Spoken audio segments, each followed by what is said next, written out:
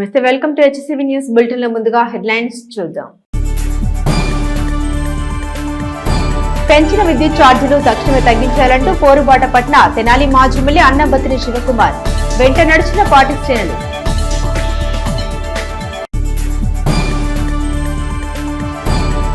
కూటమి పాలకుల సారథ్యంలో ఆంధ్రప్రదేశ్లోని దేవాలయాలకు మంచి రోజులొచ్చాయి. టీటీడీ బోర్డు సభ్యులు జి భానుప్రకాష్.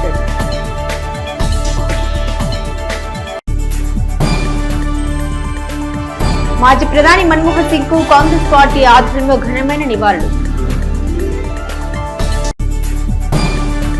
విద్యుత్ ఛార్జీలు పెంచబోమని అధికారంలోకి రాగానే తగ్గిస్తామని ఎన్నికల ముందు హామీ ఇచ్చిన కూటమి నాయకులు అధికారంలోకి వచ్చిన 6 నెలల్లోనే విద్యుత్ ఛార్జీల పెంపుతో ప్రజలపై 15,000 కోట్ల పైచులకు భారం మోపడం అమానుషమని తెనాలి నియోజకవర్గ వైఎస్ఆర్ కాంగ్రెస్ పార్టీ సమన్వయకర్త మాజీ ఎమ్మెల్యే అన్నబత్తిని శివకుమార్ కూటమి పాలకులను దుయ్యబట్టారు. వైఎస్ఆర్ కాంగ్రెస్ పార్టీ రాష్ట్ర అధ్యక్షులు మాజీ ముఖ్యమంత్రి వైఎస్ జగన్మోహన్ రెడ్డి పిలుపు మేరకు జరిగిన విద్యుత్ ఛార్జీల భారం నిరసిస్తూ రాష్ట్ర వ్యాప్తంగా పోరుబాట కార్యక్రమాన్ని నిర్వహిస్తున్న నేపథ్యంలో శుక్రవారం స్థానిక చెంచుపేటలోని విద్యుత్ డీఈ కార్యాలయం ఎదుట మాజీ ఎమ్మెల్యే అన్నబత్తిని శివకుమార్ ఆధ్వర్యంలో వైసీపీ శ్రేణులు నిరసన గలం విప్పారు. చెంచుపేటలోని బాను టీ స్టాల్ సెంటర్ నుండి భారీ సంఖ్యలో వైసీపీ నాయకులు విద్యుత్ డీఈ కార్యాలయం వరకు ర్యాలీగా వెళ్లి తమ ఆందోళన వ్యక్తం చేశారు. పెంచిన విద్యుత్ ఛార్జీలను తగ్గించాలని నినాదాలు చేశారు. ఈ సందర్భంగా మాజీ ఎమ్మెల్యే అన్నబత్తిని శివకుమార్ మాట్లాడారు. గత వైసీపీ ప్రభుత్వ హయాంలో సంక్షేమ ఫలాలు పొందే అర్హత ఉన్న ప్రతి ఒక్కరికి వివిధ రూపాల్లో సంక్షేమ పథకాలు అందించడంతో పాటుగా నేరుగా వారి బ్యాంకు ఖాతాలకు నగదు జమ చేయడం జరిగిందన్నారు. కూటమి ప్రభుత్వం అధికారంలోకి వచ్చాక 3,000 పెన్షన్ను 4,000కు పెంచడం మినహా మరే సంక్షేమ పథకాన్ని అర్హులైన ప్రజలకు చేరువ చేయకపోగా అదనంగా విద్యుత్ ఛార్జీలు పెంచి వారిపై భారం మోపిందన్నారు. సామాన్య మధ్యతరగతి ప్రజలకు పెంచిన విద్యుత్ ఛార్జీలు పెను భారం అయ్యాయన్నారు. గడిచిన నవంబర్ నెలలో 6,072 కోట్ల మేర విద్యుత్ ఛార్జీలు పెంచి బిల్లులు ఇచ్చారని, మరలా జనవరిలో 9,411 కోట్ల మేర విద్యుత్ బిల్లులు పెరగనున్నాయని శివకుమార్ ఆరోపించారు.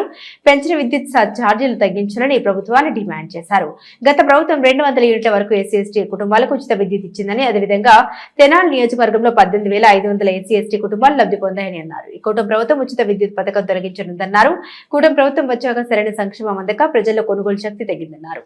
తక్షణ విద్యుత్ ఛార్జీలను రద్దు చేసి ఇస్తామన్న సంక్షేమం ఇవ్వాలని డిమాండ్ చేశారు. అనంతరం విద్యుత్ డీఈ కార్యాలయంలో అధికారులకు వినతి పత్రం అందించారు. ఈ నిరసన ప్రదర్శనలో పార్టీ నాయకులు municipal chairperson Tadiboyina Radhika, vice chairman Malipatti Hariprasad, Desa Srinivasarao, Akhidarshi Kiran, Tadiboyina Ramesh, Burela Durga, Katari Harish, S Sambasivarao, పలువురు వైసీపీ కౌన్సిలర్లు, పార్టీలోని వివిధ స్థాయి నాయకులు, కార్యకర్తలు పాల్గొన్నారు. ఈ రోజు ఈ ధర్నా ఎందుకు చేస్తున్నాం? వైఎస్ఆర్ పార్టీ అధ్యక్షులు మాజీ ముఖ్యమంత్రి జగన్మోహన్ రెడ్డి గారి నాయకత్వంలో జగన్మోహన్ రెడ్డి గారు రాష్ట్ర వ్యాప్తంగా ఎందుకు ఈరోజు కరెంటు ఆఫీసుల దగ్గర ప్రజల పక్షాన పోరుబాటను తీసుకొచ్చామంటే, ఎలక్షన్స్ ముందు కూటమి ప్రభుత్వం విద్యుత్ ఛార్జీలను పెంచకుండా ఉండటమే కాకుండా ఇప్పుడు ఉన్న విద్యుత్ ఛార్జీలను కూడా తగ్గిస్తామని ఆ రోజు కూటమి నాయకత్వం ఇచ్చిన చంద్రబాబు నాయుడు గారు, పవన్ కళ్యాణ్, బీజేపీ మూడు చెప్పిన మాట ఒకసారి మన అందరం పరిశీలించాలి. మరి ఈరోజు ఏం చేస్తూ ఉండారు? 15,000 కోట్ల రూపాయలు ప్రజల మీద భారాన్ని మోపుతూ ఉన్నారు. ఈ నిజంగా కట్టగలిగే పరిస్థితుల్లో ఈరోజు రాష్ట్ర ప్రజలు ఉండారా? అమ్మఒడి వేసాం, ఫీజు రియంబర్స్మెంట్ వేసాం, రైతుకి రైతు భరోసా వేసాం, డ్వాక్రా అక్క చెల్లెళ్ళకి రుణమాఫీ డబ్బులు వేసాం. మరి ఈరోజు మీరేం వేశారా? అమ్మఒడి ఇచ్చారా? ఇప్పటికే 6 నెలలు అయింది. ఇంతవరకు పెన్షను మేము 3,000 ఇస్తే మీరు 4,000 ఇస్తూ ఉన్నారు. ఆ పెన్షన్ ఒక్కటినే 4,000 ఇచ్చే కార్యక్రమం అమలు చేశారు తప్పగా ఈ 6 నెలల్లో ఇంకా ఏ కార్యక్రమం చేయలే. 4 లక్షల మంది పెన్షన్ని రద్దు చేసే కార్యక్రమం ఈ జనవరి నెలలో చేయబోతూ ఉన్నారు. వైఎస్ఆర్ పార్టీ అధ్యక్షులు మాజీ ముఖ్యమంత్రి జగన్మోహన్ రెడ్డి గారు ప్రజల పక్షాన ఈరోజు రాష్ట్ర వ్యాప్తంగా పోరుబాట ద్వారా ప్రతి విద్యుత్ కేంద్రం దగ్గర రిప్రజెంటేషన్ ప్రజల పక్షాన ఇచ్చి విద్యుత్ ఛార్జీలని తగ్గించే విధంగా ప్రభుత్వ నిర్ణయాన్ని తీసుకోవాలని చెప్పి రిప్రజెంటేషన్ ఇస్తూ ఉంటాం. కూటమి ప్రభుత్వం అధికారంలో రావడం కోసం చంద్రబాబు నాయుడు కానీ పవన్ కళ్యాణ్ కానీ ఏం చెప్పారు? మేము బిల్లులు తగ్గిస్తాం, వీలైతే వినియోగదారుడు అమ్ముకునేట్టు చేస్తామని చెప్పింది ఎవరు? చంద్రబాబు నాయుడు గారు ప్రతి మీటింగ్లో చెప్పాడు. ప్రతి మీటింగ్లో తమ్ముళ్ళు విద్యుత్ ఛార్జీలను పెంచం అంటున్నాడు. మరి ఈరోజు ఏం చేసుకొచ్చావు? ఆ బిల్లు మీదే కదా మేము పెంచము అని చెప్పింది. ఆ బిల్లు మీదే కదా మేము అవసరమైతే తగ్గిస్తామని చెప్పింది. అది చెప్పే కదా ప్రజల్ని ఓటు అడిగింది. ఈరోజు మళ్ళీ బిల్లు పెంచి 15,000 కోట్ల రూపాయలు పెంచి 15,000 కోట్ల రూపాయలు ప్రజల మీద భారం వేసి మళ్ళీ జగన్మోహన్ రెడ్డి గారిని చెబుతారేంటి? ఇది ఏమి న్యాయం? ఈ చుట్టుపక్క గ్రామాలకు కానీ హోల్సేల్ మార్కెట్కు ఉన్న గాడిబాయి సెంటర్లో షాపులు ఖాళీ చేసి షాపులు మూసేసి షాపులు ఖాళీ చేసి వెళ్ళిపోతూ ఉన్నారు బేరాలు లేక. ఇది ఎప్పుడు నేను చూడాల, ఫస్ట్ టైం చూసా.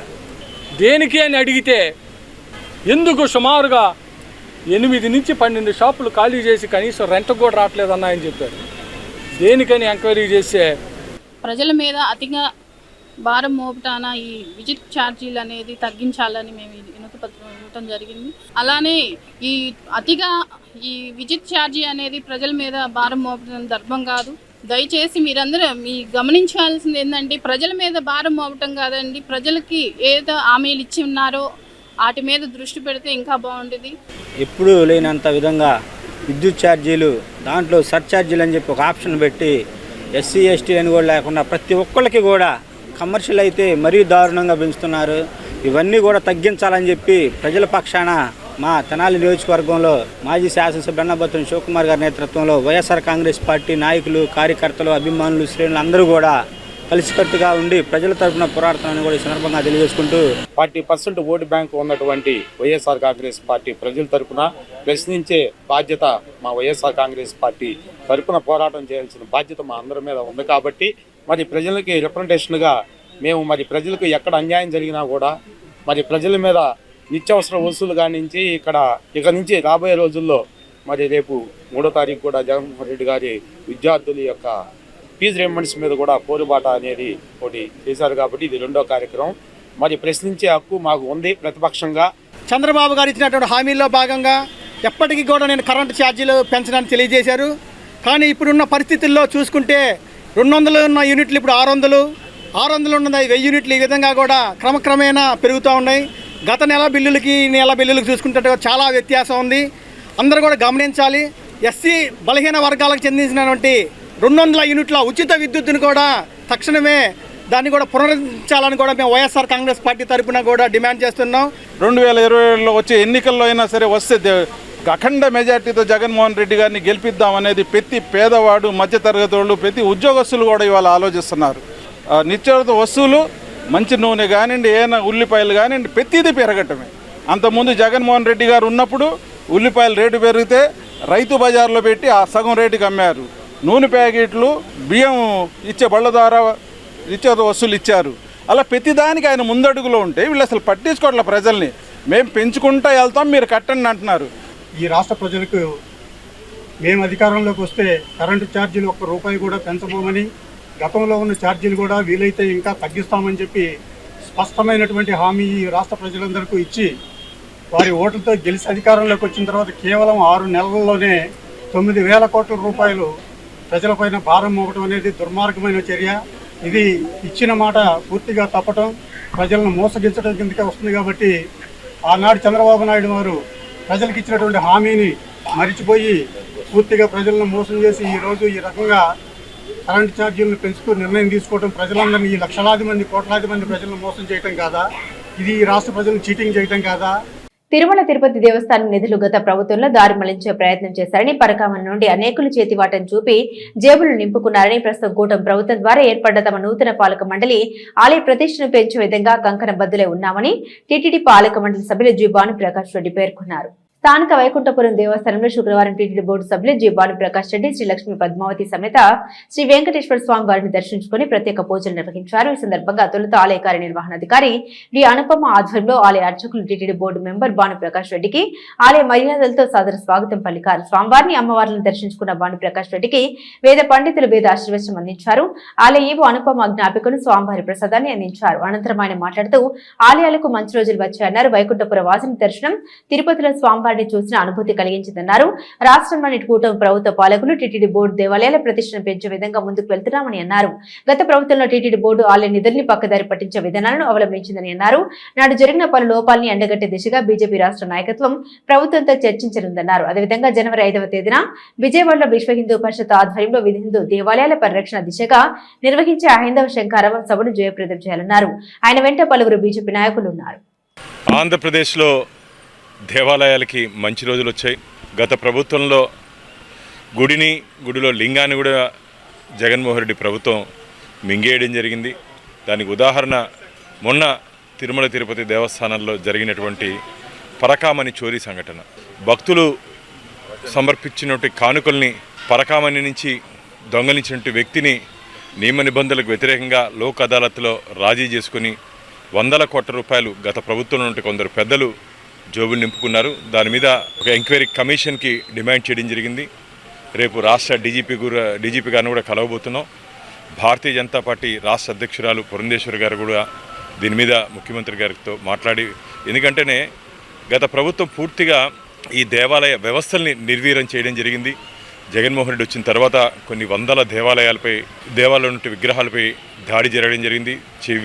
చెయ్యి ముక్కు నరికివేయడం జరిగింది. పవిత్ర రథాలు దగ్నమవడం జరిగింది. ఆ పవిత్రతని తిరిగి మేము పునర్నిర్మించేదానికి ఈ ప్రభుత్వం మేము కంకణబద్ధులై ఉన్నాం. ఇప్పటికే సనాతన ధర్మం కోసం ఉప ముఖ్యమంత్రి పవన్ కళ్యాణ్ గారు కానీ, ముఖ్యమంత్రి గారు చంద్రబాబు నాయుడు గారు కానీ, మా పురంధేశ్వరి గారు కానీ మేమందరం ఈ దేవాలయ వ్యవస్థల్ని బాగుపరిచేదానికి మేము ముందుకు తీసుకుపోతున్నాం.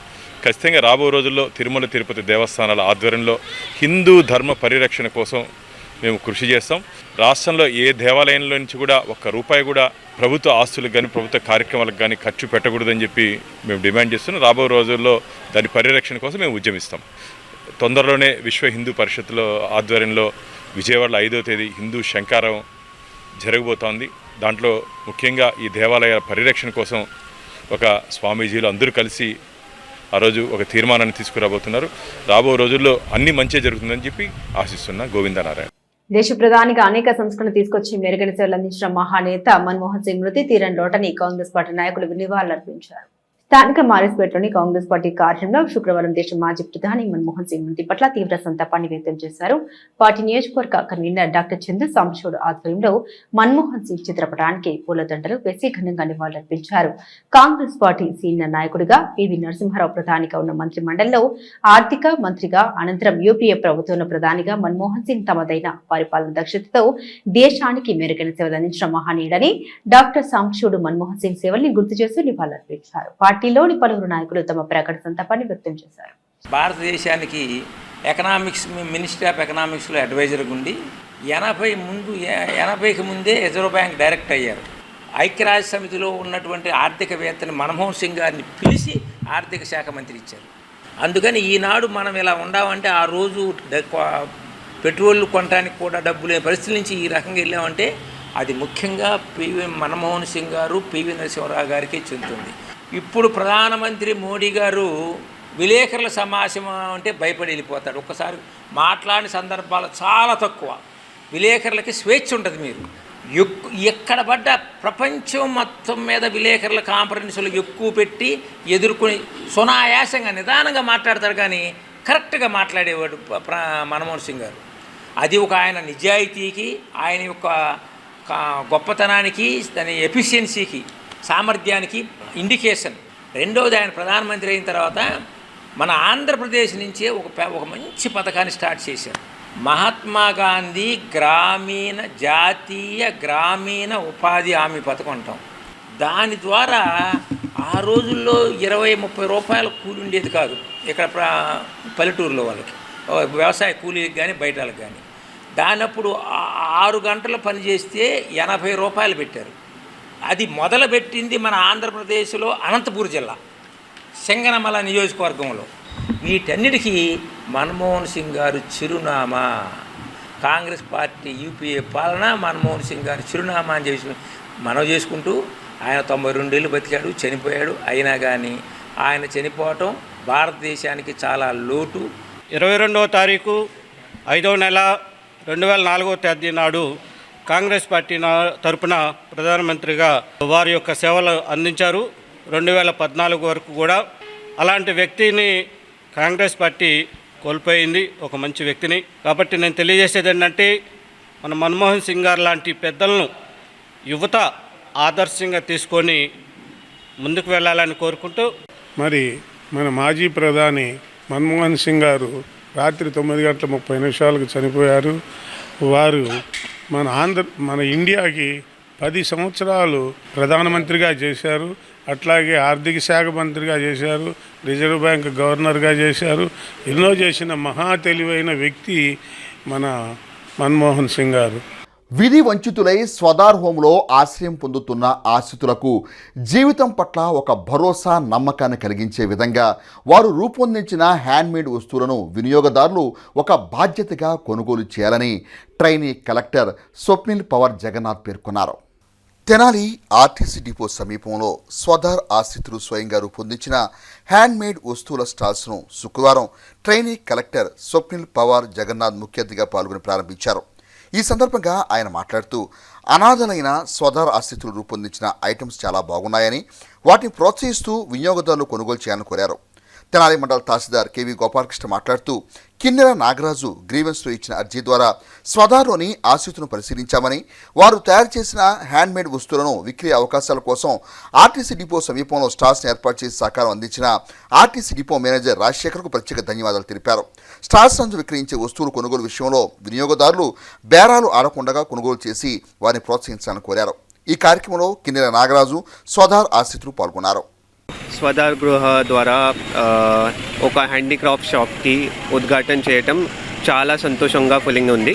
ఈ shop will be run by of Swadhar Griha and this was conceptualized by మన tahsildar Gopal garu and help by DM RTC తర్వాత other people. So I'm very thankful to them to help out for such a noble initiative. I urge people of Tenali to come here and buy some beautiful products from this shop and help this noble cause. Thank you so much. సోమవారం జరిగిన మన PGRS కార్యక్రమంలో మన కిన్నెర నాగరాజు గారు ఈ స్వదార్ హోంలో అనాథలైన పిల్లలు ఉన్నారని వాళ్ళకి చేయూత కావాలని చెప్పేసి రిప్రజెంటేషన్ ఇచ్చారు. అందులో భాగంగా నేను అంగలకుదురులో ఉన్న స్వదార్ హోమ్ను పరిశీలిస్తే అక్కడ సుమారుగా ఒక 50 మంది పిల్లలు, ఎటువంటి అండా లేని పిల్లలని స్వదార్ హోం హక్కును చేర్చుకుంది. వారు అక్కడ వారితో ఇంటరాక్ట్ అయినప్పుడు వారు చేతితో తయారు చేసిన హ్యాండ్మేడ్ గాజులు కానివ్వండి, లేకపోతే రకరకాల ఇయర్ రింగ్స్, అవన్నీ వాళ్ళు చాలా ఐటమ్స్ తయారు చేశారు, బ్యాగ్స్ అన్నీ. అవన్నీ చూసిన తర్వాత నాకేం ఆలోచన వచ్చిందంటే ఈ ఐటమ్స్ అన్నీ ఎంతైతే వస్తుందో అంత వాళ్ళ ఓన్గా వాళ్ళ కాళ్ళ మీద వాళ్ళకి నిలబడడానికి వీలుగా ఉంటుందని అనిపించి వాళ్ళకి ఆ రోజు హామీ ఇచ్చాం. అందులో భాగంగా ఇమీడియట్గా నేను ఫస్ట్ ఆలోచించింది ఏంటంటే ఇట్లా ఆర్టీసీ లొకేషన్లో ఉంటే ఆర్టీసీ బస్టాండ్ లొకేషన్లో మంచి హెల్ప్ అవుతుంది, కొంచెం సేల్ ఎక్కువగా జరుగుతుందనే ఆలోచనతో మొట్టమొదటిసారిగా మన ఆర్టీసీ డిఎం రాజశేఖర్ గారిని సంప్రదించాం. సోదరుడు డిఎం గారు వెంటనే స్పందించి ఇది ఆర్టీసీ సైటే, ఈ సైట్లో ఇక్కడ 6x6 షాప్ పెట్టుకునేందుకు అవకాశం ఇచ్చారు. వెంటనే షాప్ ఎట్లాగా తీసుకురావాలని ఆలోచన చేస్తే అంగలకుదురు వైస్ సర్పంచ్ గారు కనగాల నాగభూషణం గారు ముందుకు వచ్చారు. ఈ షాప్ని ఆయనే డొనేట్ చేశారు. వెంటనే ఈ షాప్ని ఇక్కడికి తీసుకొచ్చి దీనికి హంగులు రంగు వేయడం, దీనికి ఎలక్ట్రిఫికేషన్ చేయడం అంతా మన కిన్నెర నాగరాజు గారు చేశారు. వీరందరూ కలిసి ఈ మన పిల్లల్ని హక్కున చేర్చుకోవాలి, అనాథ పిల్లలని అనే ఉద్దేశంతో ఈరోజు ఇక్కడ మన ట్రైనీ కలెక్టర్ గారు ఉన్నారు, స్వప్నిల్ సార్, వారి సమక్షంలో వారి ద్వారా ఈ మన రిబ్బన్ కట్ చేయించాం. ప్రజలందరూ ఇక్కడ బస్టాండ్కి వచ్చేవాళ్ళు ఎవరైనా సరే ఈ చుట్టుపక్కల వాళ్ళందరూ బేరం ఆడకుండా కొనాలని నా విజ్ఞప్తి. పిల్లల విషయంలో వాళ్ళు పొట్టబోసుకోవడం కోసం వాళ్ళు అరేంజ్ చేసుకున్న ఈ చిన్న దీని భవిష్యత్తులో కూడా దినదిన ప్రవర్ధమానం చేయండి. ఇంతకంటే పెద్ద షాప్ వాళ్ళకి అరేంజ్ చేసుకునే విధంగా వాళ్ళకి భవిష్యత్తు అంతా బాగుండాలని కోరుకుంటున్నా. నేను సేల్ చేశాను మా పిల్లల కోసం. నాకు 2 ఆడపిల్లలు ఉన్నారు, వాళ్ళిద్దరికి చెరొకటి తీసుకున్నాను. ఇదంతా దైవ నిర్ణయమని నేను నమ్ముతున్నాను. మా పిల్లల కోసం గోపాలకృష్ణ ఎంఆర్ఓ గారు మరియు సబ్ కలెక్టర్ గారు మరియు కిరణ్ గారు మాకెంతో సహాయం చేస్తూ మేము ముందుండామని వాళ్ళు మాకు ప్రతినిత్యం సపోర్ట్ చేసి ఇంత త్వరగా మాకు ఈ షాపును ఓపెన్ చేయటానికి సమయాన్ని కేటాయించి మాకు ఈ షాపును దాతగా అంగీకరించి ఇచ్చినందుకు మేమెంతో రుణపడి ఉన్నాము. పట్టణ అభివృద్ధిలో భాగంగా సైడ్ కాలువల నిర్మాణానికి పురపాలక సంఘం ద్వారా ఓ నిర్దిష్టమైన కార్యాచరణ అమలు చేస్తున్నామని సైడ్ కాలువల పనుల శంకుస్థాపన కార్యక్రమంలో మున్సిపల్ చైర్పర్సన్ తాడిబోయిన రాధికా రమేష్ పేర్కొన్నారు. స్థానిక గంగానమ్మపేటలోని పాత శివాలయం నుండి గంగానమ్మ గుడి వరకు రోడ్డుకు రెండు వైపులా సైడ్ కాలువ నిర్మాణానికి శుక్రవారం మున్సిపల్ చైర్పర్సన్ టి రాధిక కొబ్బరికాయ కొట్టి పనులు ప్రారంభించారు. ఈ సందర్భంగా ఆమె మాట్లాడారు. నాణ్యత ప్రమాణాలతో నిర్మాణ పనులు చేపడతామన్నారు. పట్టణ అభివృద్ధికి ఉన్న ప్రాధాన్యతలో భాగంగా 36వ వార్డుకు చెందిన పనులుగా వివరించారు. 500 మీటర్ల మేర 21 లక్షల రూపాయల అంచనాతో పనులు ప్రారంభించినట్లు కమిషనర్ బి శేషన్న తెలిపారు. ఈ కార్యక్రమంలో engineer Akula Srinivasarao, town planning అధికారి Sambasivarao, DE Srinivasarao, incharge AE Jani Basha, ward councillor Tadipoyina Brahmeswararao, సచివాలయ సిబ్బంది పాల్గొన్నారు. మన గంగానమ్మపేట ఏరియాలో ఓల్డ్ శివాలయం దగ్గర 15th FC finance commission grant కింద 21 లక్షల రూపాయలతోటి రోడ్డుకి ఇరువైపులా డ్రైన్లు రీకన్స్ట్రక్షన్ యాక్టివిటీ గౌరవ చైర్పర్సన్ గారు, లోకల్ వార్డు మెంబరు అందరం కలిసి ఈరోజు ప్రారంభించాం. దీనికి సంబంధించి గౌరవ సివిల్ సప్లైస్ శాఖ మంత్రుల వారు గతంలోనే ఆదేశాలు ఇచ్చారు. వర్క్స్ ఏవైతే ఉన్నాయో వాటన్నిటి కూడా వేగవంతం చేయాలి, ప్రజలకు అందుబాటులోకి రావాలి, సౌకర్యాలన్నీ కూడా అని చెప్పేసి వారి యొక్క ఆదేశాలతో ఈరోజు గౌరవ సిపి గారు, వార్డు మెంబర్స్ అందరం కలిసి ఈ ప్రాంతంలో ఈ వర్క్ ప్రారంభించడం అయింది. ఈ ప్రాంతంలో కాలువలు ఇరుగ్గా ఉండడం వల్ల వచ్చేటువంటి దుకాణదారులకు కానీ కొనుగోలుదారులకు కానీ బాగా కష్టంగా ఉంది. అందువల్లనే ఈ డ్రైన్ను డిపెండ్ చేసి కొంత విడుతు కూడా పెంచి ఈ ప్రాంతంలో వచ్చేటువంటి యూజ్డ్ వాటర్ అంతా కూడా ఫ్రీ ఫ్లో ఉండే విధంగా చేయాలనేసి దానిలో భాగంగానే ఈ డ్రైన్ యొక్క ప్రారంభం ఈరోజు. 2021లో గ్రాంట్ అండి. అప్పటి నుంచి కూడా మున్సిపాలిటీ ఆఫీసులో ఎవరినైనా ఇదిగో ఫండ్స్లు ఇవ్వంటున్నారే తప్పితే ఈ గ్రాంట్ ఇంతవరకు మొదలు పెట్టలేదు. రాధికా మేడం గారు వచ్చిన తర్వాత చెప్తే నేను మొదలు పెడతాను, చేపిస్తానని చెప్పారు. అది రాధికా మేడం గారు ఇప్పుడు మొదలు పెట్టించారు. ఇది కమర్షియల్ బజార్ అండి. ఇదంతా ఏరియా అంతా కమర్షియల్ ఏరియా. ఇక్కడ వ్యాపారస్తులకి ఏమి ఇబ్బంది లేకుండా వీలైనంత తొందరలో ఇది పూర్తి చేపిస్తామని వ్యాపారస్తులకి మనం చేస్తున్నాము. ఈ 2021 గ్రాండ్ 50 ఫైనల్స్లోది ఈ రోజున పని స్టార్ట్ చేయడం జరిగింది. అందులో 21 లక్షల రూపాయలతో ఈ ట్రైన్ అనేది స్టార్ట్ చేయడం జరిగింది. అందులో భాగంగా మీ అందరికీ తెలిసిందే, మన అభివృద్ధిలో భాగంగా పార్కులు కానివ్వండి, బోస్ రోడ్ కానివ్వండి, అలానే శివాజీ చౌక్ కానివ్వండి. శివాజీ చౌక్ నుంచి బురిపాలెం దాకా 3 విడతలుగా వేస్తున్నాము. ఇది మున్సిపాలిటీ నిధుల నుంచి మేము స్టార్ట్ చేయడం జరిగింది. ఏ వర్క్ చేసినా మున్సిపాలిటీ నిధులే మనం.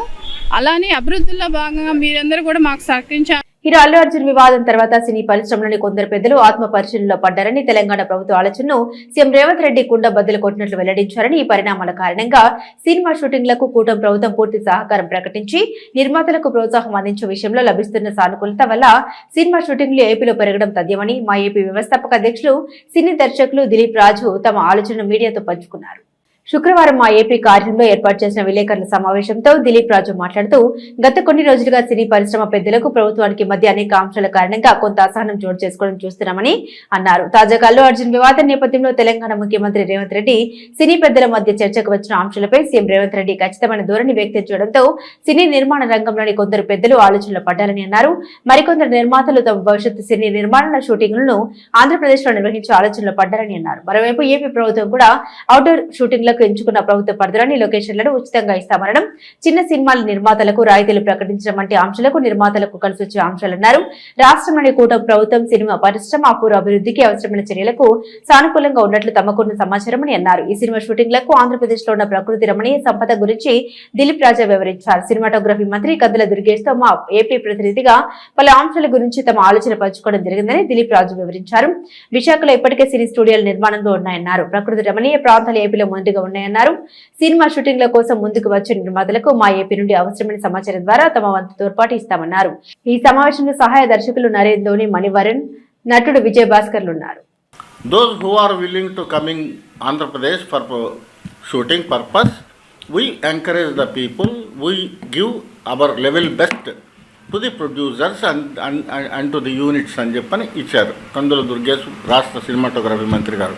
రాష్ట్ర సినిమాటోగ్రఫీ మంత్రి గారు మీరు ఇక్కడికి వచ్చి సినిమాలు తీసుకోండి, మేము ఉచితంగా లొకేషన్ ఉచితంగా ఇస్తాం, ఇక్కడ తీసుకోండి మీరు అని చెప్పని ఈయన వాళ్ళకి ఇన్వైట్ చేశారు. అట్ ద సేమ్ టైం నిన్న జరిగిన దాంట్లో అక్కడ సినిమా పరిశ్రమకి బెనిఫిట్ షోలు ఇవ్వమని, సినిమా పరిశ్రమ రేట్లు పెంచుకోవటానికి కుదరదని చెప్పని తెలంగాణ ముఖ్యమంత్రి గారు అన్న నేపథ్యంలో ఆంధ్రప్రదేశ్ సినిమాటోగ్రఫీ మంత్రి గారు ఇలాంటి వ్యాఖ్యలు చేయటం, నేను చెప్తున్న ఏదైతే ఫోర్కాస్ట్ అయితే ఉందో రాబోయే రోజుల్లో అంచెలంచెలుగా సినిమా షూటింగ్లు ఇక్కడ పెరుగుతాయని చెప్పడానికి అది దోహదపడుతుంది. ఎందుకంటే సాక్షాత్తు deputy chief minister of Andhra Pradesh Pawan Kalyan గారి నేతృత్వంలో సినిమాటోగ్రఫీ జనసేన, తెలుగుదేశం, బీజేపీ కూటమి కిందే ఉంది కాబట్టి ఈ శాఖ నుంచి కంపల్సరీగా అంచెలంచెలుగా ఆంధ్రప్రదేశ్ రాష్ట్రంలో సినిమా పరిశ్రమ అభివృద్ధి చేయడానికి గల కారణాలు ఉన్నాయి. భేదాభిప్రాయాలు ఉన్నట్లుగా నాకు చాలా క్లియర్ సంకేతాలు ఈరోజు ఉదయం వచ్చినాయి. ఆ నేపథ్యంలోనే ఈ రోజున ప్రెస్ మీట్ పెట్టి రాబోయే రోజుల్లో ఆంధ్రప్రదేశ్లో తెలంగాణ నుంచి కొంతమంది నిర్మాతలు ఇక్కడికి వస్తారు. కోస్తా ఆంధ్ర, రాయలసీమ ఈ ప్రాంతాల నుంచే రెవెన్యూ సినిమా పరిశ్రమకి 60% వెళ్తుంది. రెవెన్యూ ఆంధ్ర నుంచి 60% రెవెన్యూ మంది, 40% రెవెన్యూ తెలంగాణది. సో 60% ఎక్కువ, 40% ఎక్కువ అంటే 60% అబ్సల్యూట్గా 60% పెద్దదని అందరూ ఒప్పుకొని తీరాలి. సో రెవెన్యూ రీత్యా మనకిస్తున్నాం, లొకేషన్ల రీత్యా ఆంధ్రాలో ఎక్కువ ఉన్నాయి. ఐఎమ్ షూర్ ఆంధ్రప్రదేశ్లో చాలా చాలా చాలా మంచి లొకేషన్లు ఉన్నాయి, అందమైన లొకేషన్లు ఉన్నాయి. కెమెరాని లెఫ్ట్ నుంచి రైట్కి ప్యాన్ చేసినా, రైట్ నుంచి లెఫ్ట్కి ప్యాన్ చేసినా, టాప్ యాంగిల్కి వెళ్ళినా, లో యాంగిల్కి వెళ్ళినా, ఎక్కడికి వెళ్ళినా కూడా గ్రీనరీ అనేది చాలా స్పష్టంగా ఆంధ్రప్రదేశ్లో ఉన్నది. కాబట్టి నిర్మాతలు, ఆంధ్రప్రదేశ్కి చెందిన నిర్మాతలు, నేను మరి ముఖ్యంగా ఆంధ్రప్రదేశ్కి సంబంధించిన నిర్మాతలని, డైరెక్టర్లని చేతులు జోడించి అడుగుతూ ఉన్నా, ఇది మన రాష్ట్రం, ఇది మన తల్లి. కాబట్టి మీరు మన కన్న తల్లి బిడ్డలుగా ఒక్క నిమిషం ఆలోచించి మన తల్లి రుణం తీర్చుకునే విధానంలో భాగంగా మీరు ఆంధ్రప్రదేశ్ రాష్ట్రానికి వచ్చి మీ సినిమా నిర్మాణాలలో అధిక శాతం ఆంధ్రప్రదేశ్లో తీయడానికి ప్రయత్నించండి. ఈ మేరకు రాష్ట్ర ప్రభుత్వం కూడా సహకరించి వీళ్ళందరికీ మంచి చేయాలని కోరుకుంటున్నా. Thank you. తమకు విద్యాబుద్ధులు నేర్పిన పాఠశాల పట్ల అభిమానంతో పాఠశాల పూర్వ విద్యార్థుల సంఘం పాఠశాల పురోభివృద్ధికి మరియు విద్యార్థుల అభివృద్ధికి పలు కార్యక్రమాలు నిరంతరం కొనసాగిస్తూ ముందుకు సాగటం ముదావహమని మండల విద్యాశాఖ అధికారి డాక్టర్ మేకల్ లక్ష్మీనారాయణ శుక్రవారం పాఠశాల పూర్వ విద్యార్థుల సంఘం అధ్యక్షుడు తన్నీరు శివశంకర్ ఆధ్వర్యంలో పాఠశాలలో జరిగిన కార్యక్రమంలో అన్నారు. తెనాలి రావి సాంబయ్య మున్సిపల్ భారత్ ఉన్నత పాఠశాలలో పూర్వ విద్యార్థుల సంఘం అధ్యక్షుడు తన్నీరు శివశంకర్ ఆధ్వర్యంలో శుక్రవారం పాఠశాలలో ఏర్పాటు చేసిన కార్యక్రమంలో ఎంఈఓ డాక్టర్ మేక లక్ష్మీనారాయణ ముఖ్య అతిథిగా పాల్గొన్నారు. పాఠశాలలో విద్యతో పాటు వివిధ క్రీడల్లో రాణిస్తున్న 33 మంది విద్యార్థులకు ప్రోత్సహిస్తూ పూర్వ విద్యార్థుల సంఘం మెడల్ సర్టిఫికెట్స్ అందజేయడంతో పాటు 2020వ సంవత్సరంలో ఆ పాఠశాలలో 10th క్లాస్ చదివి ప్రస్తుతం రాజమండ్రి మెడికల్ కళాశాలలో మెడిసిన్ కోర్సు ద్వితీయ సంవత్సరం చదువుతున్న రావూరి జయేందర్ను ఘనంగా సత్కరించి నగదు ప్రోత్సాహాన్ని అందజేశారు. కార్యక్రమాన్ని ఉద్దేశించి ఎంఈఓ డాక్టర్ మేక లక్ష్మీనారాయణ మాట్లాడుతూ పాఠశాల పూర్వ విద్యార్థుల సంఘం ప్రోత్సాహపడిన ప్రత్యేకంగా ప్రశంసించారు.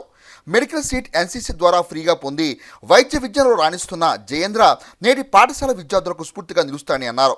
కార్యక్రమంలో పూర్వ విద్యార్థుల సంఘం అధ్యక్షులు తన్నీరు శివశంకర్, న్యాయవాది పొన్నం విజయకుమార్, దైవాల సుబ్రహ్మణ్యేశ్వరరావు, ఉపాధ్యాయులు తదితరులు పాల్గొన్నారు. బాయ్స్ హై స్కూల్లో ఒక చక్కని కార్యక్రమాన్ని పూర్వ విద్యార్థి ఏర్పాటు చేయడం జరిగింది.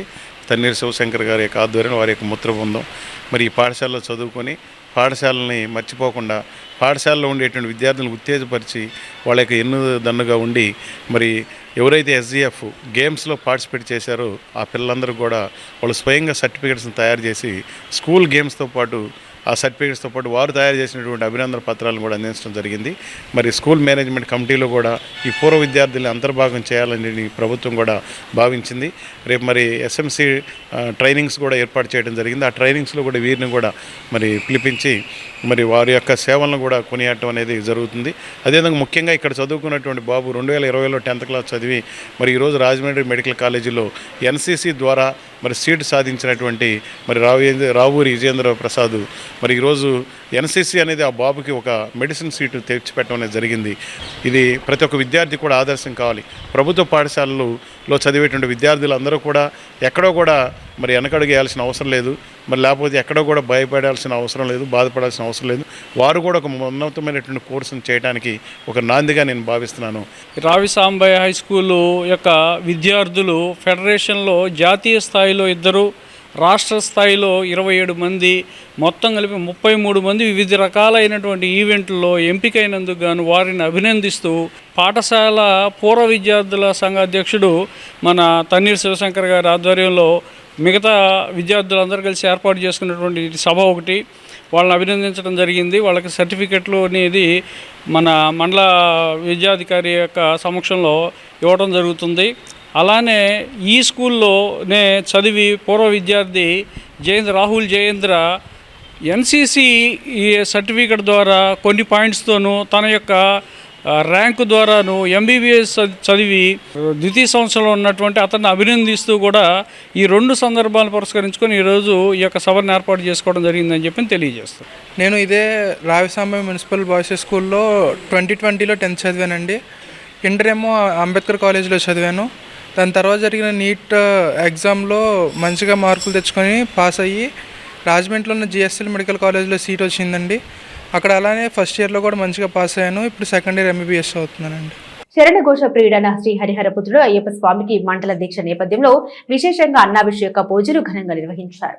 స్థానిక ముత్యంశెట్టిపాలెంలోని శ్రీ హరిహరపుత్ర అయ్యప్ప స్వామి దేవాలయంలో శుక్రవారం మండల దీక్ష పూజలతో భాగంగా భట్టు దుర్గారావు గురుస్వామి ఆధ్వర్యంలో స్వామివారికి విశేషంగా అన్నాభిషేకం చేశారు. ఈ సందర్భంగా గురుస్వామి మాట్లాడారు. మండల దీక్ష ముగింపుగా అన్నదాన ప్రియుడైన స్వామికి అన్నాభిషేకం చేశామని, అభిషేకం చేసిన అన్న భక్తులకు సంతర్పణ చేరున్నట్లు తెలిపారు. శ్రీ హరిహరపుత్ర అయ్యప్ప స్వామి దేవస్థానం నందు ప్రతి సంవత్సరము నవంబర్ 16వ తారీఖు నుంచి డిసెంబర్ 27 వరకు అన్నదాన కార్యక్రమం జరుగుతుంది. ఆ కార్యక్రమం ఇదిలో లాస్ట్ రోజు ఈరోజు అందరికీ అన్నాభిషేకం చేసి స్వామివారికి ఆ అభిషేకం చేసిన అన్నంతో అందరికీ సద్ది కార్యక్రమం నిర్వహిస్తాము.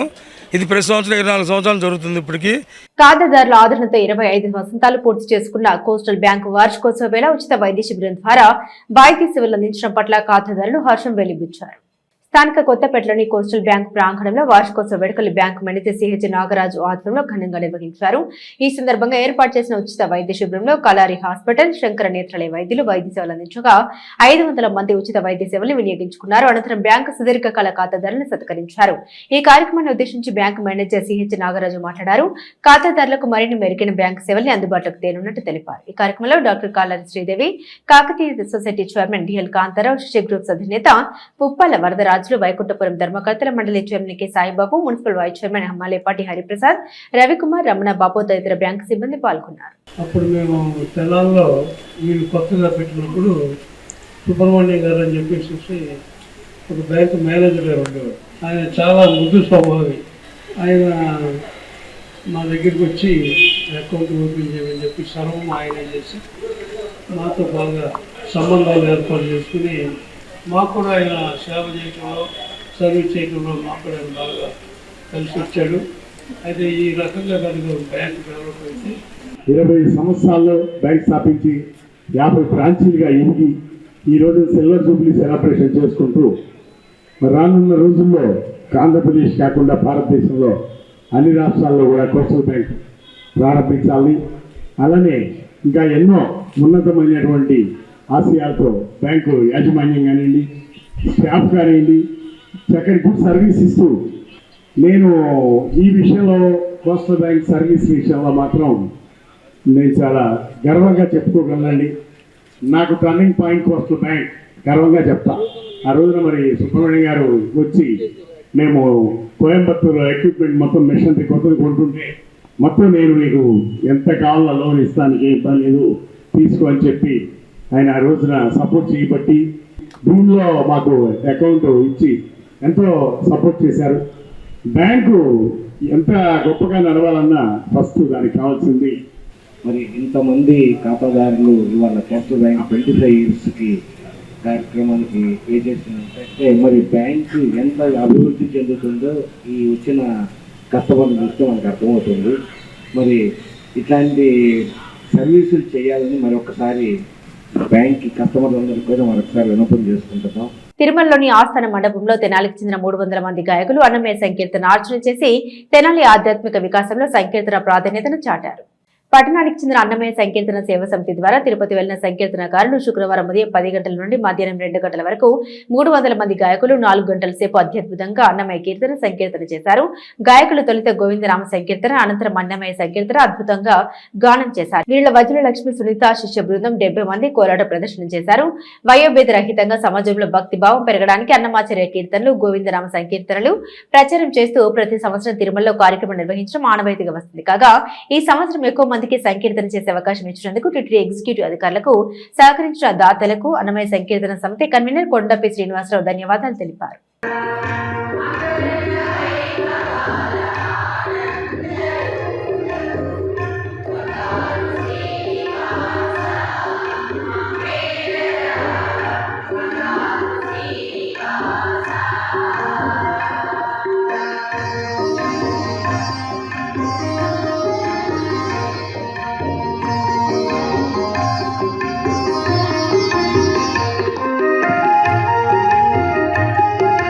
రేపు అనగా 27వ తారీఖు ఉదయం 10 గంటలకి తిరుమల ఆస్థాన మండపంలో మాకు సంకీర్తన చేసే అవకాశం టీటీడీ ఈఓ గారు కల్పించారు.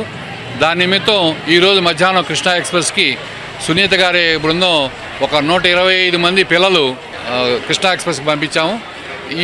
ఇప్పుడు ఒక 100 మంది సభ్యుల దాకా బయలుదేరుతున్నాము. మొత్తం అక్కడ 300 మంది సంకీర్తన చేయడానికి బయలుదేరాము. ఇది శ్రీ వెంకటేశ్వర అన్నమాచార్య సంకీర్తన బృందం, సాయిరాం సంగీత కళాశాల ప్రిన్సిపాల్ మన వజ్జుల సునీత గారి సహకారంతో, దాతల సహకారంతో, ముఖ్యంగా తెనాల్లో ఉన్న దాతలు సహకారంతో పిల్లల్లో భక్తిభావం, పెద్దల అందు భక్తిభావం పెరగడానికి అని చెప్పేసి ఈ కార్యక్రమం ఏర్పాటు చేసి దాతల సహకారంతో తిరుమల యాత్ర బిగించేసాం.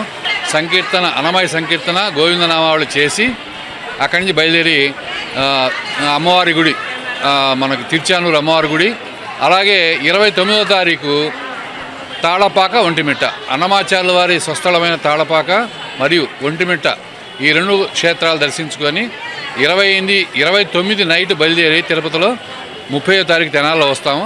ఇది మేము కేవలం ఈ కార్యక్రమం ఏంటంటే అన్నమయ్య కీర్తనలు ప్రచార నిమిత్తం పెడుతున్నాము.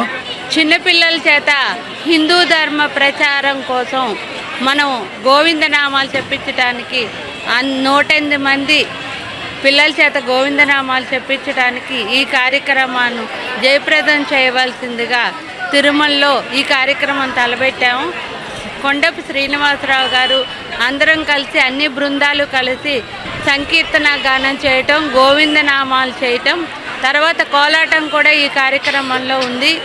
మాడవీధుల్లో ఆస్థాన మండపంలో ఈ కార్యక్రమం జరుగును. శ్రీ లక్ష్మీనారాయణ సామూహిక అర్చనలు ప్రత్యేక ఆకర్షణగా శుక్రవారం ధనుర్మాస వ్రత పూజలు ప్రాధాన్యతను సంతరించుకున్నాయి. భగవత్ రామానుజాచార్య సాంప్రదాయ ఆధ్యాత్మిక సేవ అయిన తిరుపావై శ్రీ గోద రంగనాథుల కళ్యాణమే అంతిమ లక్ష్యమైన ధనుర్మాస ఉత్సవాలు విఎస్ఆర్ కళాశాల కాల్వకట్ట రోడ్డులోని ఉత్సవాల ప్రాంగణంలో శరణాగతి గోష్ఠి వ్యవస్థాపకులు శ్రీ నరేంద్ర రామానుజదాస స్వామి పర్యవేక్షణలో శుక్రవారం నిర్వహించిన శ్రీ లక్ష్మీనారాయణ సామూహిక కుంకుమ పూజల్లో మహిళా భక్తులు విశేషంగా పాల్గొన్నారు. పూజల అనంతరం శ్రీ అష్టాక్షరి జీఆర్ స్వామి మానవ జన్మ విశిష్టతను తమ అనుగ్రహ భాషణ ద్వారా వివరించారు. శ్రీ లక్ష్మీనారాయణ కుంకుమార్చన ద్వారా విశేష ఫలాలు లభిస్తాయని అన్నారు. శ్రీ గోద రంగనాథులకు శ్రీ నరేంద్ర రామానుజదాస స్వామి అర్చనాది కైంకర్యములు నిర్వహించి భక్తులకు తీర్థ ప్రసాదాలు పంపిణీ చేశారు.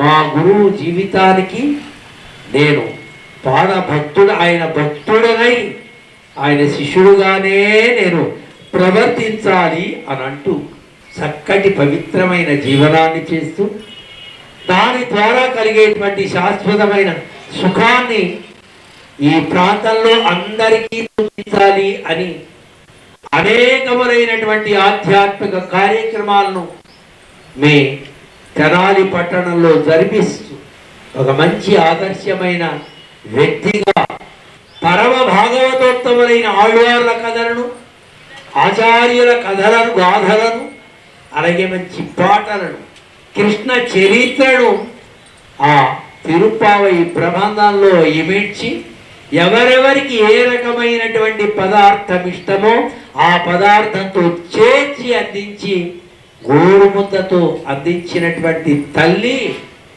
మన గోడమ్మ. కూటమి ప్రభుత్వం పెంచిన విద్యుత్ ఛార్జీలు తక్షణమే తగ్గించాలని డిమాండ్ చేస్తూ వైఎస్ఆర్ కాంగ్రెస్ పార్టీ ఆధ్వర్యంలో వేమూరులో నిరసన ర్యాలీ నిర్వహించారు. నియోజకవర్గ కేంద్రమైన వేమూరులో దివంగత నేత వైఎస్ఆర్ విగ్రహానికి పూలమాల వేసి నివాళులర్పించారు.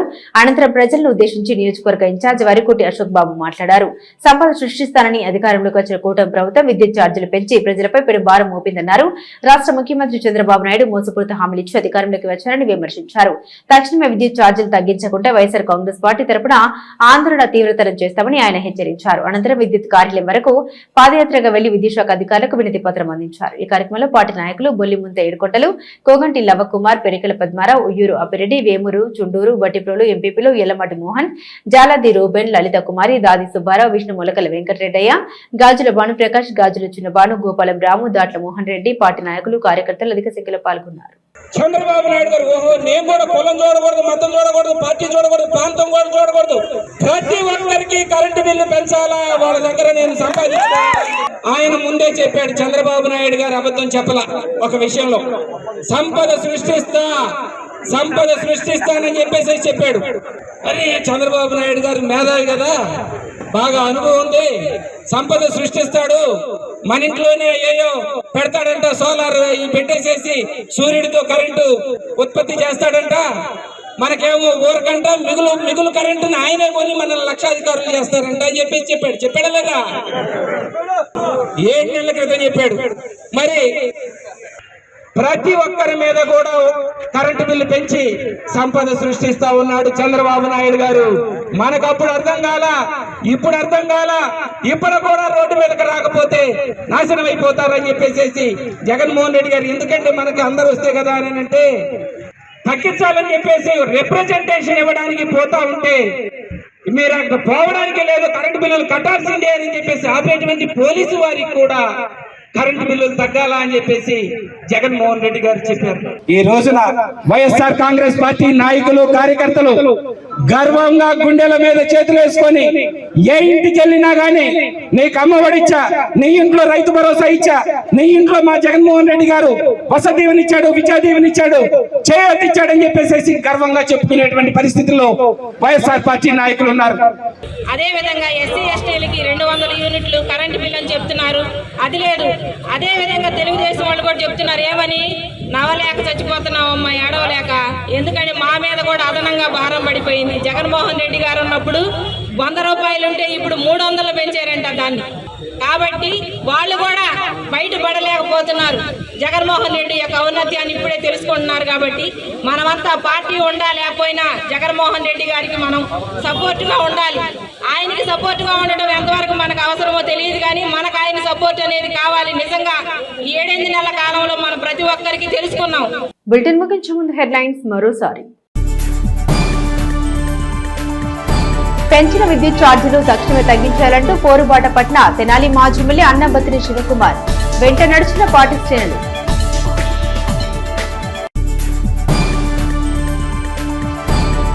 కూటమి పాలకుల సారథ్యంలో ఆంధ్రప్రదేశ్లోని దేవాలయాలకు మంచి రోజులొచ్చాయి. టీటీడీ బోర్డు సభ్యులు జి భానుప్రకాష్.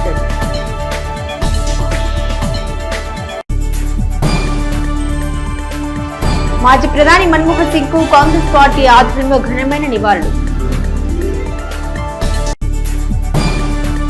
ఇవి బులెటిన్ అప్డేట్స్. మరిన్ని అప్డేట్స్ కోసం చూస్తూనే ఉండండి HCV న్యూస్.